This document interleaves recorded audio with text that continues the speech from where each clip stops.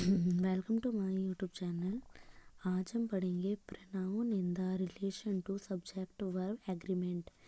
Possessive pronoun यदि दो subject को as well as with along with together with and not in addition to but besides expect rather than accompanied by like unlike no less than nothing but से जोड़ दिया जाए तो possessive case I subject के अनुसार होगा।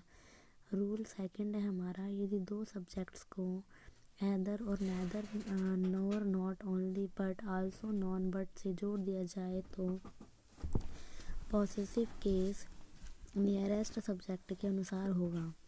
Rule third, यदि each every neither either any one का प्रयोग सब्जेक्ट के रूप में हो तो possessive case third person singular के अनुसार रहेगा। रूल फोर्थ है हमारा, यदि कलेक्टिव नाउन जैसे कि जरी, आर्मी, फील्ड, क्रेव का प्रयोग सेंटेंस के सब्जेक्ट के रूप में हो और इससे समूह का बोध हो तो उसके लिए सिंगुलर प्रोनाउन और एडजेक्टिव जैसे इट, इट्स, इटसेल्फ का प्रयोग ज़रूरत के अनुसार होता है। रूल 5 है हमारा, यदि कलेक्टिव नाउन का प्रयोग सेंटेंस के सब्जेक्ट के रूप में हो और इससे सेपरेट इंडिविजुअल्स का बोध हो तो इसे प्लुरल माना जाता है। इसके लिए plural pronoun adjective then, there, theirs, themself का प्रयोग किया जाता है। जब दो या दो से अधिक सिंगुलर नाउन एंड से जुड़कर प्रयोग किया गया हो तो उसके लिए प्लुरल नाउन जुड़कर adjective they, then, their, themself का प्रयोग किया जाता है। रूल 7 है, जब दो सिंगुलर नाउन एंड से जुड़े हों और सिर्फ पहले सिंगुलर नाउन के पहले आर्टिकल का प्रयोग किया गया हो तो इससे एक ही व्यक्ति या वस्तु का बोध होता है और इसके लिए singular pronoun plural singular adjective he, him, himself का प्रयोग व्यक्ति के लिए और इटसेल्फ का प्रयोग वस्तु के लिए होता है, ना कि दे, देम, देयर, देमसेल्फ के लिए होता है। रूल हमारा 8 है, जब दो सिंगुलर नाउन एंड से जुड़े हों और प्रत्येक सिंगुलर नाउन के पहले आर्टिकल का प्रयोग किया गया हो तो इससे दो विभिन्न व्यक्तियों या वस्तुओं का बोध होता है और इसके लिए plural pronoun singular adjective they, them, their, themself का प्रयोग ज़रूरत के हिसाब से होता है।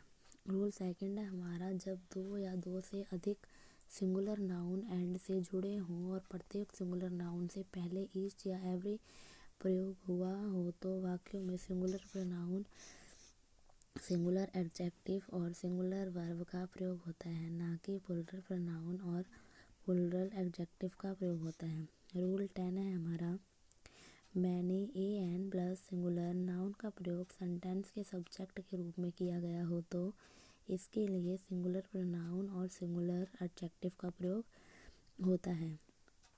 Use of distributed pronounce.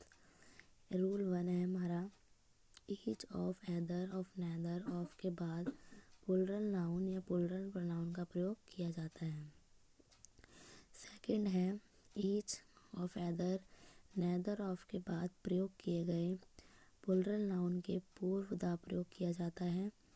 यदि ईच का प्रयोग सब्जेक्ट के लिए किया गया हो तो ईच का प्रयोग सब्जेक्ट के बाद अर्थात एक्सिलरी के वर्ब के पहले आता है।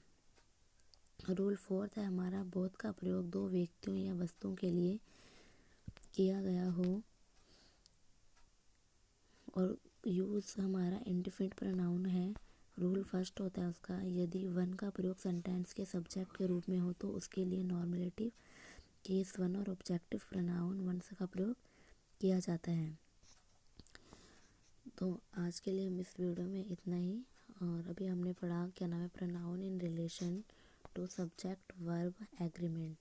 देन हम नेक्स्ट वीडियो में पढ़ेंगे वर्ब में एक्चुअली वर्ब की फॉर्म क्या होती है,